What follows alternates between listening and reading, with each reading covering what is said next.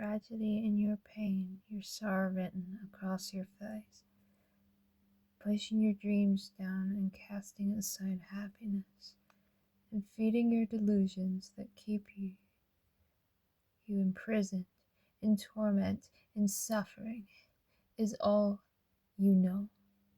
So used to this tedium, this monotony. You have your knife at his throat, ready to slice it. You must.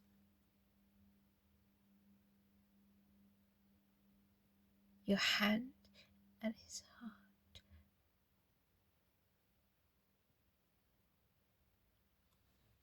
Threatening to tear it out. One time a rose blooms, but wilts.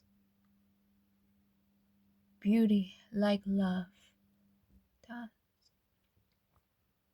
And when such fades, is replaced by betrayal, abandonment, harsh and swift pain.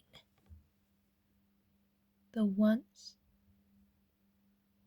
you may have seen the risk worth the price, your body, life, time, the sacrifice, tired, exhausted, sad, misunderstood. Was it worth it? Did it matter to you?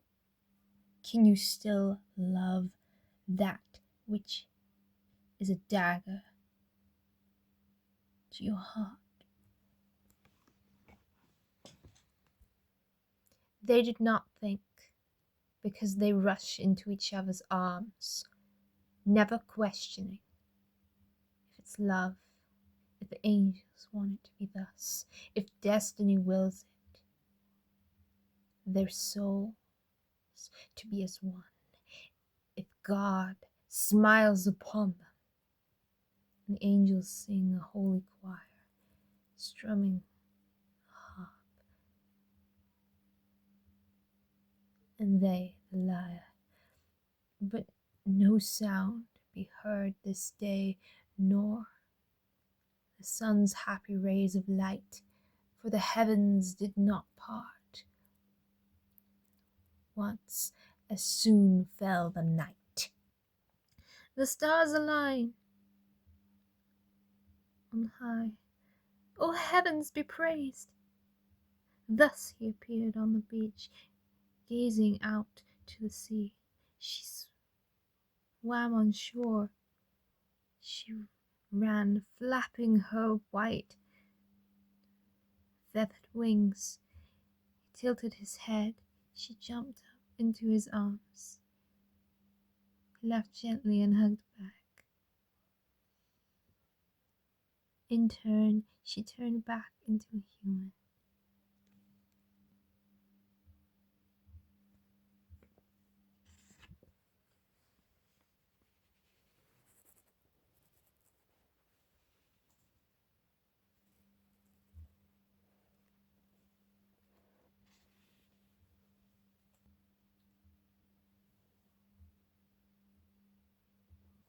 Small, yet think like tall. A mouse, pale as snow, scurries fast. No squeak, so cats can't catch me if I stay clear. Fluffy devils clever, so I better not go near. Never, no, I stop.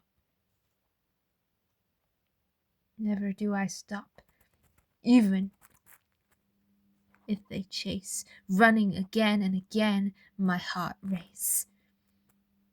Cunning like the fox, but ginger, hisses and sharpens its claws, as it cannot reach me with its deadly icy jaws. So I wait, not to tempt fate. It turns to leave, only then do I breathe. As I am but a little mouse, and I must flee from friend or foe, that is my destiny. Rose of May in disarray, blessed bell blossoms soon in daylight's whims, from light to shadow, bright to cold eerie nights, once more in midnight's gloom, restless hours as rain showers, and washes down over thee, and me travelling upon the gentle breeze,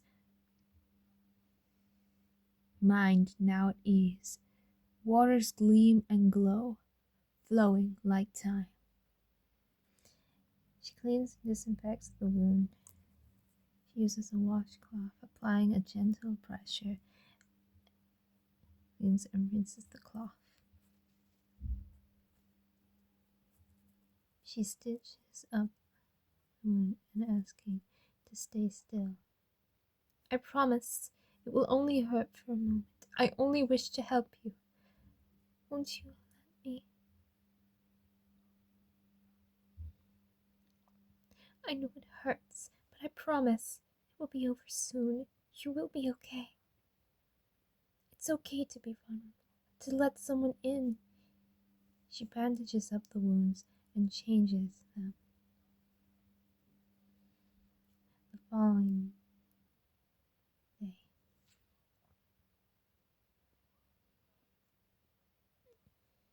I walk calmly down the stairs and greet my cat and give her milk and pet her hat and sing to her as we dance together.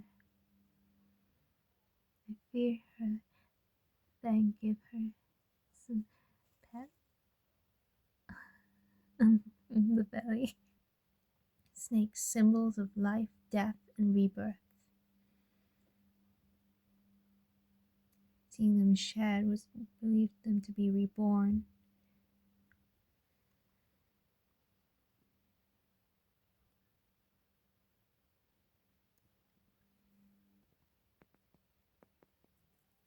My words is my bond.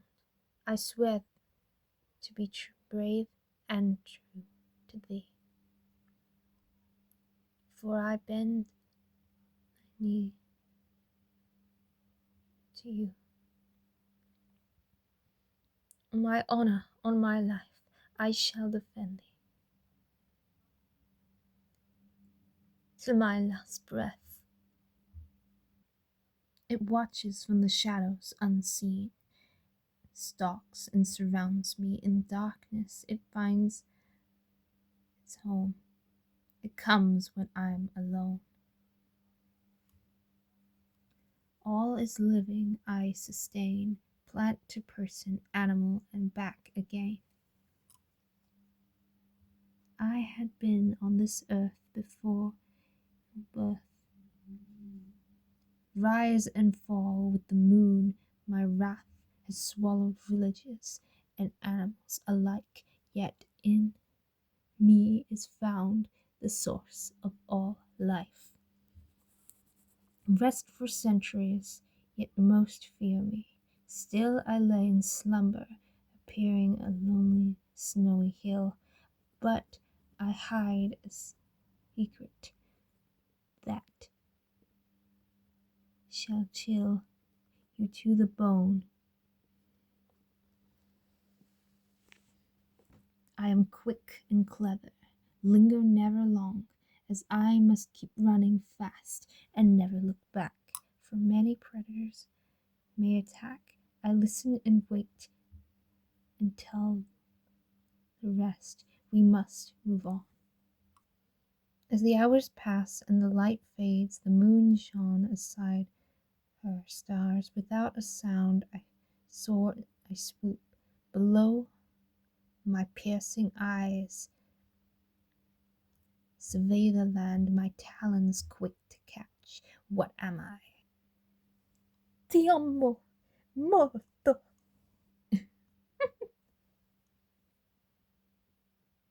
Molto bene. Bellissimo.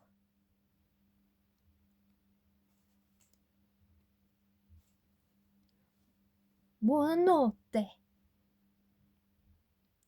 Bene, grazie. 1, 2, 3, 4, 5. Che, 6.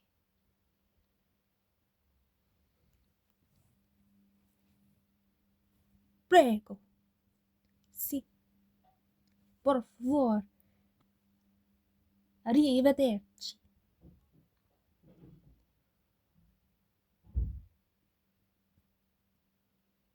Buongiorno.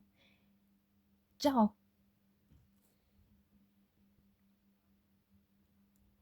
Perdono. Mi scusi? Non capisco. Quanto costa? Come stai?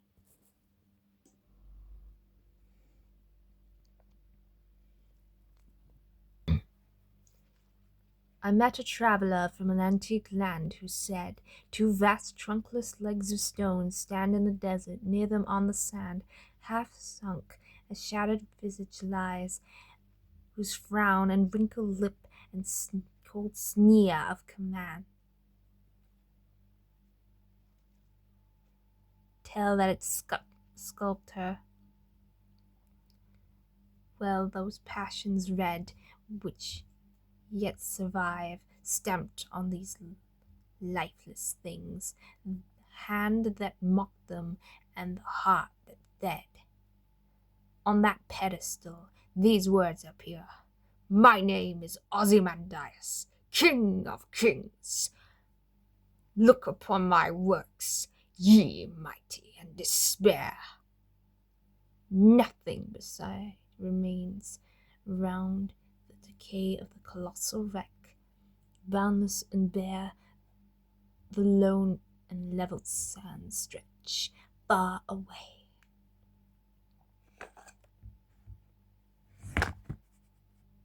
Mont Blanc yet gleams on high. The power is there, the still and solemn power of many sights, the many sounds, much of life and death. In the calm darkness of the moonless nights, in the lone glare of the day, the snow descends upon the mountain. None beholds them there, nor when the flakes burn and in the sinking sun, or the starbeams dart through them. Winds contend, silence there, and the heap snow breath, rapid and strong, but silently its home. The voiceless lightning in the solitudes keeps innocently, and like vapor broods over the snow, the secret strength of things that governs thought. An infinite dome of heaven is as a law, inhabits thee, and what, where thou,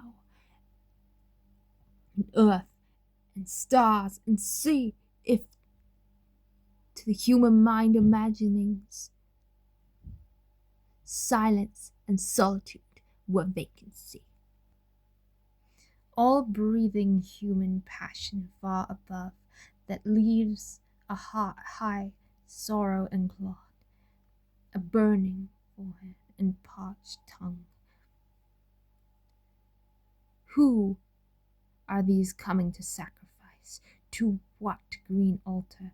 O mysterious priest, lead us thou, and that Hytha lowing at the skies, and all her silken flanks with garlands dressed, What little town by the river or seashore or mountain built with peaceful citadel, it's empty of this folk, this pious morn. And little town, thy streets forevermore will be silent, and not a soul to tell why thou art desolate can ye return. Oh, Attic shape, their attitude with breath of marble men and maidens overwrought, with forest branches and trodden reed, thou, silent form, dost tease us of thought, as doth eternity called pastoral. When old age shall this generation waste, thou shalt remain in the midst of other woe.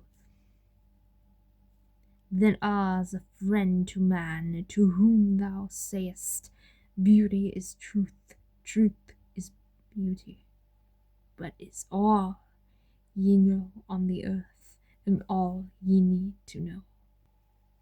Oh, what can ail thee, knight at arms, alone and pale loitering? The sedge, the wither from the lake, and no birds sing.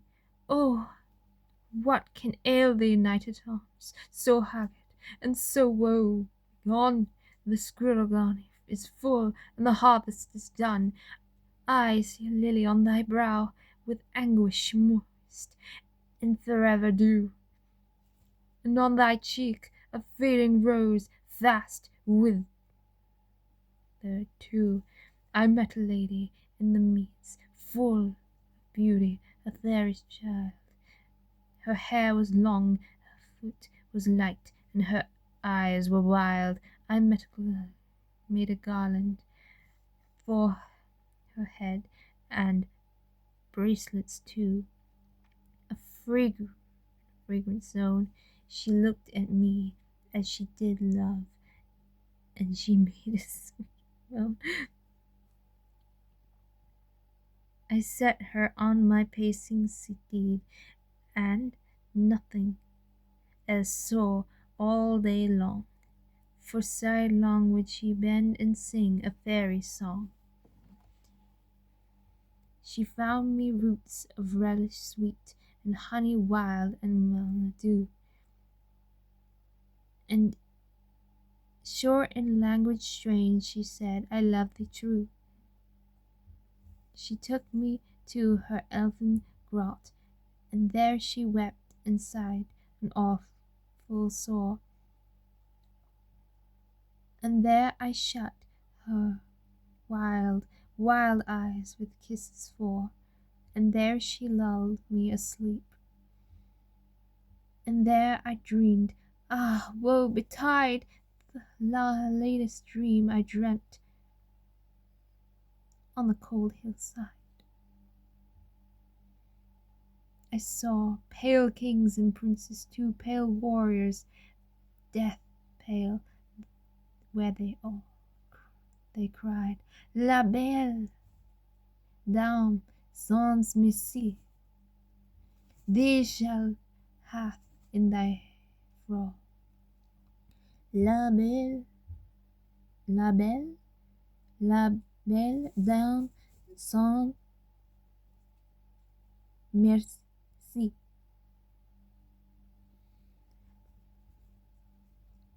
I saw their starved lips in the gloom, with horrid wound gaping wide, and I awoke and found me here on the cold hillside. Snow Queen time! A gorgeous book, by the way. Let me just find the page I'm on. This one. Heart of Ice. They can do without help or advice, and I observe that in spite of all my goodness to you. You have not even the civility to invite me. Oh dear, "Madame," cried the king, throwing himself at her feet, "did I ever have time to get as far as your name? See where I put in this mark when I abandoned the hopeless undertaking which I had but just begun." "There, there," said the fairy, "I am not offended. I don't allow myself to be put out by trifles like that with people I really am fond of. But now, about your son, I have saved him from a great many disagreeable things, but you must let me take him away and take care of him, and you will not see him again until he is all covered with fur.